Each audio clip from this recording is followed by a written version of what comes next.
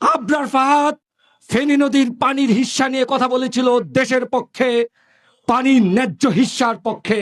সকালে উঠে আমরা খবর পেলাম সারা রাত্র তাকে পিটিয়ে পিটিয়ে সাপের মতো হত্যা করা হয়েছে। আমার ভাই শহীদ উসমান হাদি, বাংলাদেশের রাজনৈতিক যে আধিপত্য চাপিয়ে দেওয়া হয়েছে 54 বছর ধরে, কালচারাল আধিপত্য, পলিটিক্যাল আধিপত্য, সকল আধিপত্যের বিরুদ্ধে যিনি বাংলাদেশের পক্ষে যিনি কণ্ঠস্বর ছিলেন, গত 1 মাস পূর্বে তাকে গুলি করা হয়। গুলি করে সেই খুনি দেশ থেকে পালিয়ে যায় বলে আমরা খবর পেয়েছি। কিন্তু 1 মাস চলে গেল, আজকে রাষ্ট্র তার বিচার নিশ্চিত করতে ব্যর্থ হয়েছে। আর কত রক্ত দেখলে, আর কত জীবন গেলে আপনারাই বাংলাদেশের এই বিচারহীনতা সংস্কৃতি দূর করবেন? জবাব দেন। আমরা জবাব চাই। অন্তর্বর্তীকালীন সরকারের স্বরাষ্ট্র উপদেষ্টার পদত্যাগ দাবি করছে। 2011 সালে এরকম শীতকালে, যে সময় ভোরবেলা কুয়াশার চাদর ভেদ করে আসমানের সূর্য উঠে, সূর্যের স্নিগ্ধতা আমরা দেখতে পাই, বাংলাদেশের মানুষ রাত্রিবেলা ঘুমাতে গিয়েছিল পরের দিন সুন্দর একটি সূর্য দেখবে বলে। কিন্তু 7 জানুয়ারি 2011 সেই দিন সকালবেলা সূর্য উঠেছিল কাঁটাতারে ফেলানির রক্তের সাথে। বাংলাদেশের মানুষের হৃদয় ব্যথিত হয়েছিল।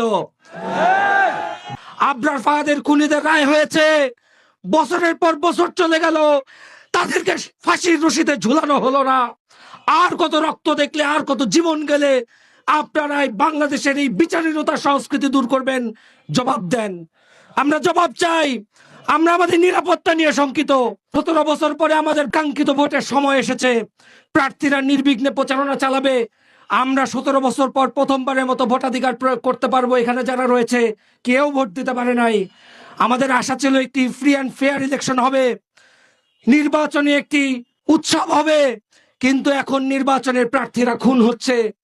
নির্বাচনে যারা ভোট দিতে চায় তাদের জীবনে নিরাপত্তা, বাংলাদেশের রাষ্ট্র, অন্তর্বর্তীকালীন সরকার নিরাপত্তা নিশ্চিত করতে ব্যর্থ হচ্ছে।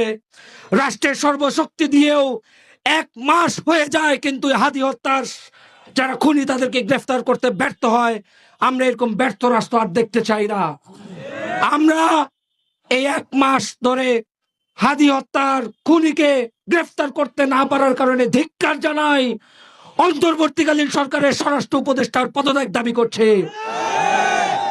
আমার ভাই শহীদ ওসমান হাদির বিচারের দাবিতে ইনকিলাব মঞ্চ যেই মার্চ ফর ইনসাফ কর্মসূচি ঘোষণা করেছে, ইসলামী ছাত্র আন্দোলন বাংলাদেশের পক্ষ থেকে মার্চ ফর ইনসাফ কর্মসূচিকে আমরা সমর্থন জ্ঞাপন করছি।